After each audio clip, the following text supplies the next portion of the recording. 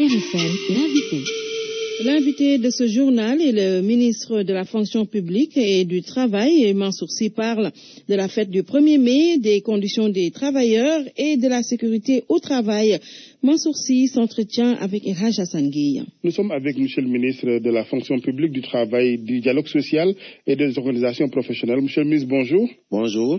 L'on célèbre ce jeudi 1er mai 2014 la fête du travail. Au Sénégal, est-ce qu'on peut parler de travailleurs bien lotis, de travailleurs dont les revendications sont bien prises en charge? Je te remercie. Je voulais commencer par féliciter tous les travailleurs pour leur fête, parce que la fête du 1er mai est une fête historique. Et c'est leur fête, une fête qui a été largement conquise sur la base de leur propre lutte. Je voulais donc les féliciter. Vous savez que les travailleurs vivent dans tous les pays du monde des situations particulières et difficiles. Heureusement qu'il y a des négociations qui sont organisées. Et ce qu'on peut dire, c'est que le gouvernement mis en place par son Excellence, M. le Président de la République, a mis en avant la nécessité de se concerter et de travailler pour améliorer leur situation. Les grandes mesures qui ont été prises par M. le Président l'indiquent. D'abord, il y a eu la baisse de la fiscalité sur les salaires, la baisse sur le prix du loyer, le plafonnement des prix de l'huile, du sucre. En tout cas, autant de mesures qui ont contribué à améliorer leurs conditions et leur pouvoir d'achat. Il est vrai que la situation est difficile, que c'est une contribution importante, mais insuffisante, et le gouvernement est instruit pour avancer cela. En tout cas, nous avons au Sénégal des travailleurs qui sont dans des situations particulières, mais le gouvernement est décidé de tout mettre en œuvre pour améliorer sensiblement leur pouvoir d'achat en créant les conditions à cet effet. Les travailleurs sénégalais posent toujours comme revendication une revalorisation des salaires. Il y en a même qui parlent d'indexation des salaires au coût de la vie.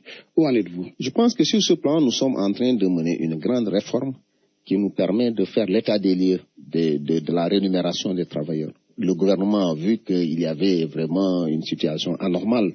Et c'est pourquoi le président de la République a décidé qu'on aille vers l'organisation d'une étude sur le système de rémunération et de motivation des agents de l'État.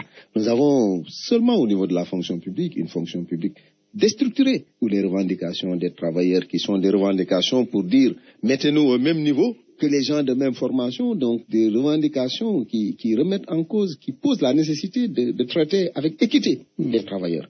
Et je pense que la décision du gouvernement de procéder à cette étude va nous permettre d'avoir un bon état des lieux et de procéder à une allocation de nos ressources au meilleur usage possible pour que les travailleurs quand même puissent avoir des salaires à la mesure de leurs possibilités et à la mesure aussi des possibilités de l'État. Parlons, monsieur le ministre, des cas d'accidents de travail au Sénégal.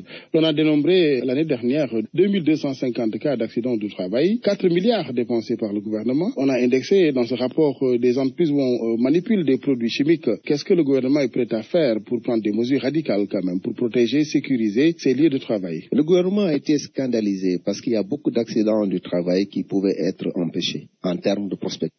Le président de la République nous a demandé d'organiser pour la première fois au Sénégal, ce qui a été fait, les états généraux sur les questions de santé et sécurité au travail. Nous avons revisité toutes les structures avec les parties prenantes pour voir dans les entreprises qu'est-ce qui devrait être fait de mieux pour anticiper sur ces questions et éviter qu'on ait des accidents du travail et prendre des mesures idoines. Je pense qu'aujourd'hui, on est en train de le mettre. Ça nous permettra de pouvoir développer une autre stratégie efficace dans le secteur et je pense que cette nouvelle stratégie nous permettra de pouvoir empêcher la plupart des accidents. Et j'espère qu'il y aura un contrôle rigoureux. Il y aura un contrôle qui se fera à tous les niveaux, d'abord au niveau du gouvernement, au niveau des autres structures et surtout au niveau local.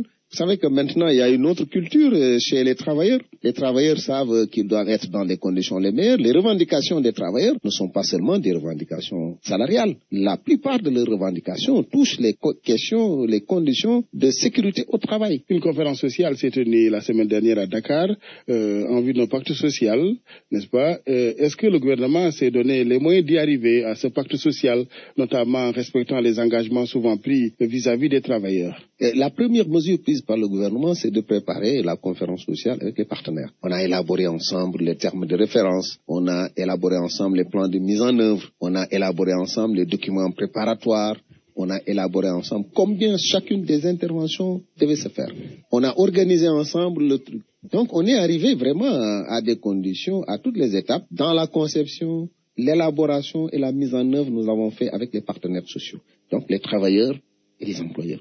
Et ce qui est important et qui constitue une grande innovation, c'est que nous sommes arrivés à un pacte de stabilité sociale et d'émergence économique. Un pacte qui concentre les engagements communs.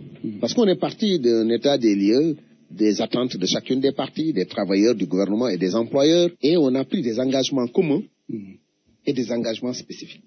Et ensemble, nous avons élaboré un plan d'action pour voir chacun des engagements, comment il devra être mis en œuvre, quelles sont les responsabilités de chacune des parties prenantes. En tout cas, nous avons aujourd'hui un bel outil qui va nous permettre de gérer de façon moderne le dialogue social au Sénégal, d'anticiper sur les questions et de pouvoir créer les conditions pour que, comme c'est prévu dans le pacte, on puisse rester au moins 3 années sans qu'il y ait en fait des situations conflictuelles inutiles. Monsieur le ministre, RFM vous remercie. Je vous remercie.